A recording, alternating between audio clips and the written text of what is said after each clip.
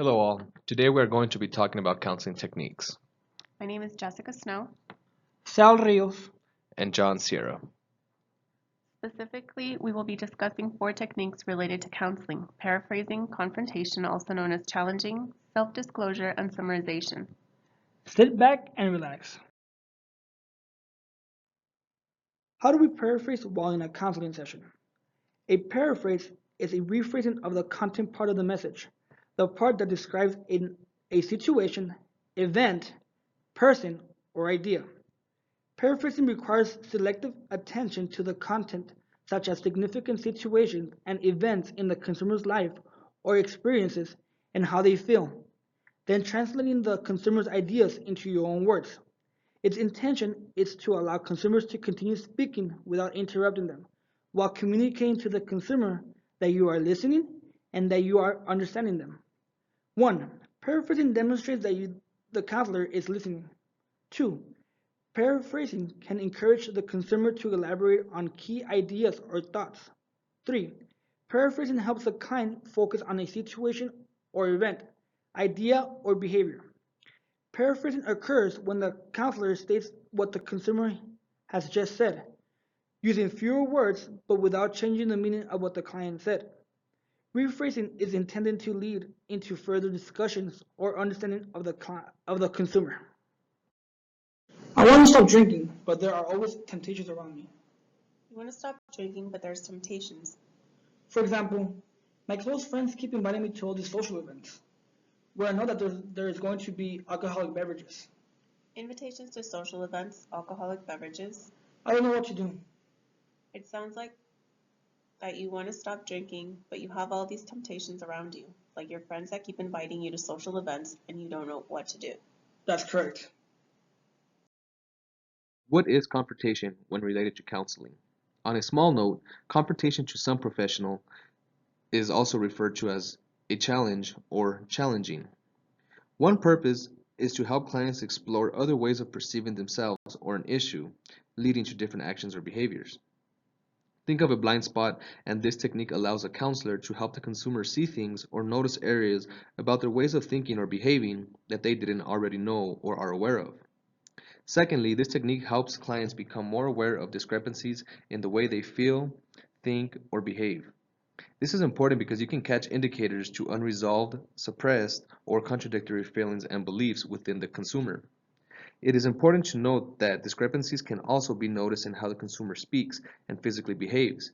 There can be mixed messages. The use of confrontation can be applied here as well. For example, the consumer can be sweating and fidgeting at the same time stating that all is okay.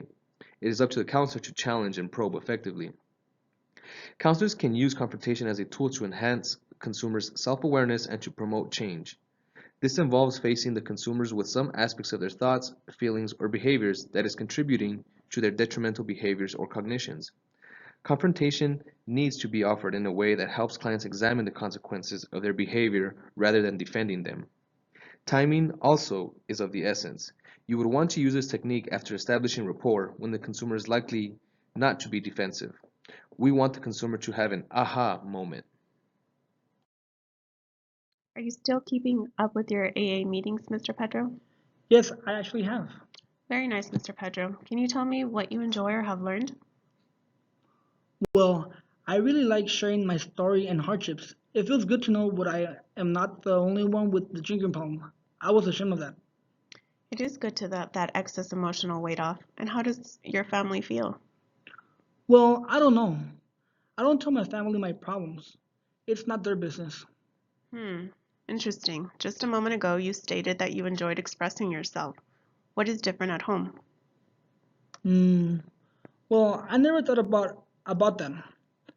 Maybe I fear that my family will judge me or look at me as less of a family man. At AAs, I know those are safe places. Maybe you should speak to your family and establish a safe place at home that you can talk to with your family. Self-disclosure can be seen as the sharing of the counselor's personal information or experiences with the consumer. Self-disclosure is used as an attempt to form a relationship or rapport based on similar experiences related to the consumer's experiences. If used properly, this should instill hope and build trust within the therapeutic relationship. Self-disclosure should be used with care since damaging rapport may occur if the client feels the counselor is not qualified or not being genuine. Remember, it takes a week to build trust and rapport, but only seconds to destroy either or. I feel that social drinking has turned into drinking alone.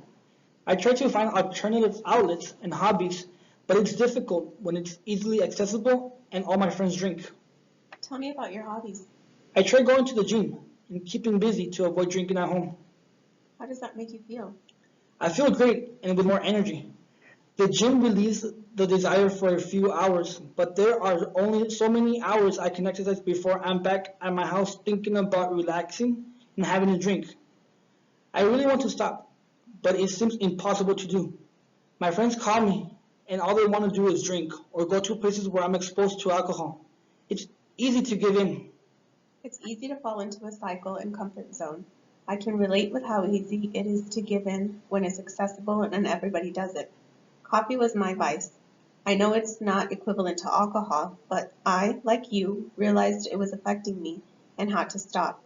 I knew I couldn't cut back because the temptation was too much. Coffee, just like alcohol, is easily accessible and most people drink it, which made it difficult. To an extent, I am able to empathize with you. Lastly, what is summarization and how is it used? Summarization is a combination of paraphrasing and reflection responses put together. It involves listening to the consumer for the duration of the session or highlights and restating them back to the consumer. The summarization focuses on the main points of the session or the topic of the current discussion. Usually, summarization can also be used to clarify information that the consumer has provided but is not too clear. Summarization can also be used at the end of the counseling session to summarize the session as a whole. This allows the consumer to rehash any previous thoughts as well as demonstrating that the counselor was listening. Some of the intents of summarization are: 1. The first purpose of summarization is to tie together multiple elements of client messages. 2. The second purpose of summarization is to identify a common theme or pattern that becomes apparent. 3. The third purpose is to stop the client's rambling or storytelling. And 4. The fourth purpose of summarization is to slow down the pace of the session if the session is moving along too quickly. I do feel lost, Mr. Snow. Pedro, I sense today's session. It seems like you want to stop drinking, but the temptations around you keep you from achieving your objective. Your friends seem to impede you to continue to work on your problem.